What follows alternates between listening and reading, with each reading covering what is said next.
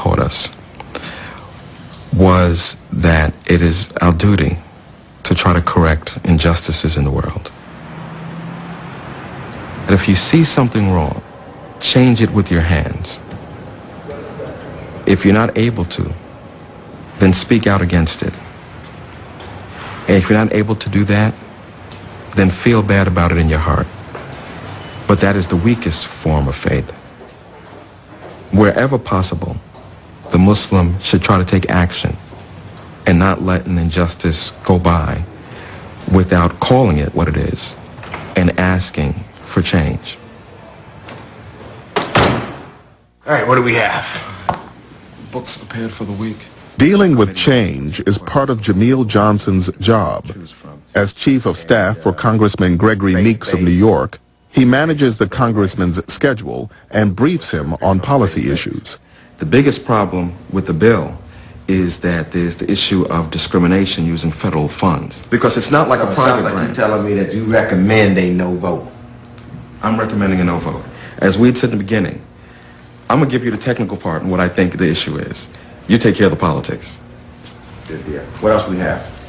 My goal is not necessarily to simply seek votes or campaign money or to be accepted as a part of the game.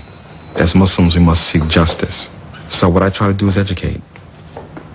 In many cases, the best thing that you're able to do with that kind of education is decrease prejudice and increase understanding. If I practice my Islam on the job and do that without trying to interfere with anyone else's practices, whether they be religious or otherwise, then I make it easier for the next Muslim that comes on board.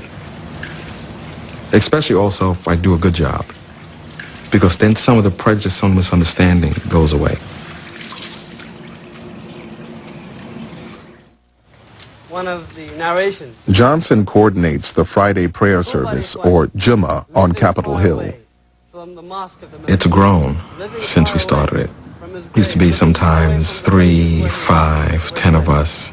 Now there can be up to 40, 50 people. We're busting out of the room that we're in. It's kind of a re-energizing, kind of refilling our fuel tank with faith again for the rest of the week.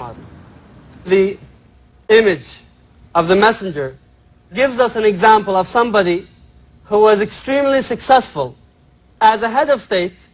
Nevertheless, he never had to compromise his integrity.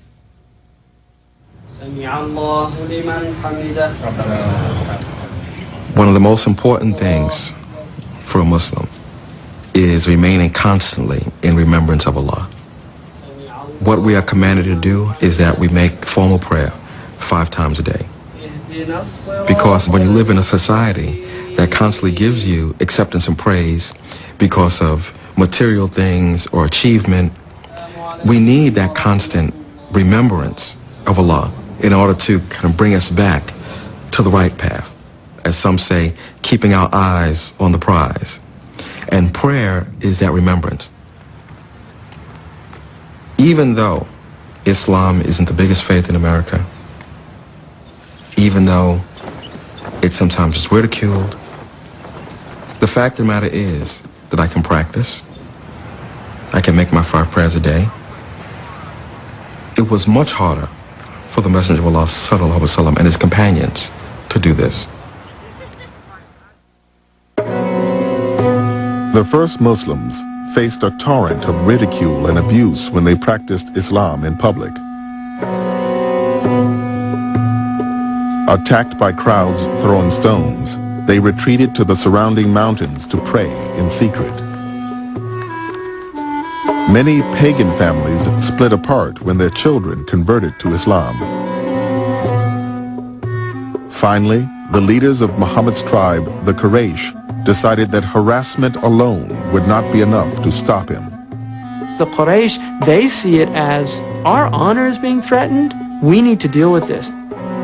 This is the point where they begin to really increase their persecution. They start sanctions on the house of Bani Hashim, which is the sub-clan of the Prophet Muhammad. They begin sanctions, they begin to prevent them from trading, from transacting.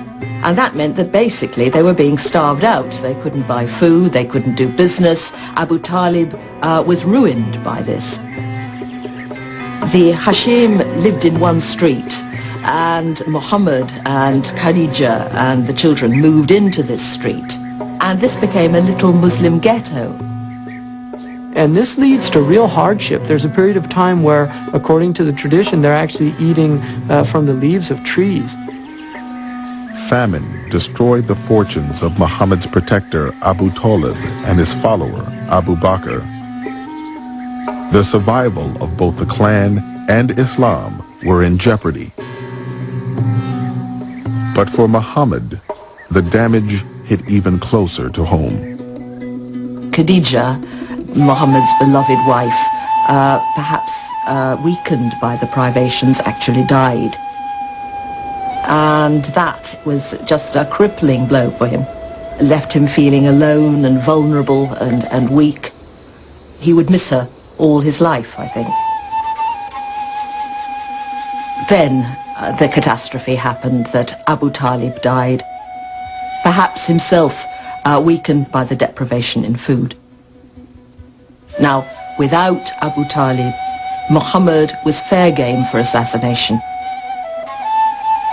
And there's a terrible moment where he utters this heartbreaking prayer, saying, "Oh my God, I have no other protector but you, Allah."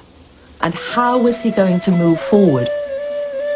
He'd done what Allah had told him to do. He proclaimed this message, and all he seemed to have done was stir up hostility and hatred, and split his tribe down the middle. This wasn't improving matters. He must have felt in almost a sort of a dark night of the soul. He is at the low point of his mission. He's been almost 13 years now in Mecca, and the results are not impressive. But at this point, at this low ebb, he is now being prepared for the most extraordinary mystical experience of his prophetic life, and that is what is known as the Night Ascension.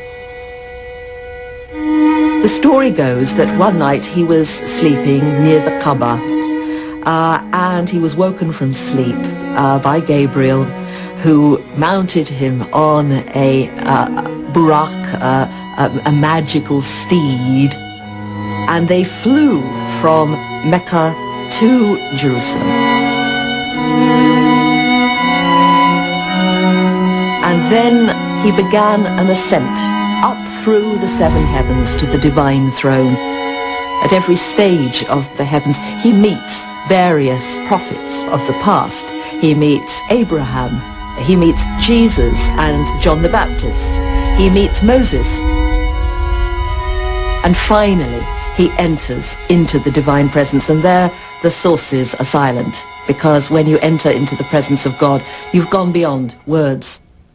And he receives from God the highest form of knowledge and truth, and many injunctions of the religion itself, including the final form of the daily prayers. Now, all of this took place in a time beyond time. That's why some sources say that as the door was swinging when he left, he was still swinging when he came back.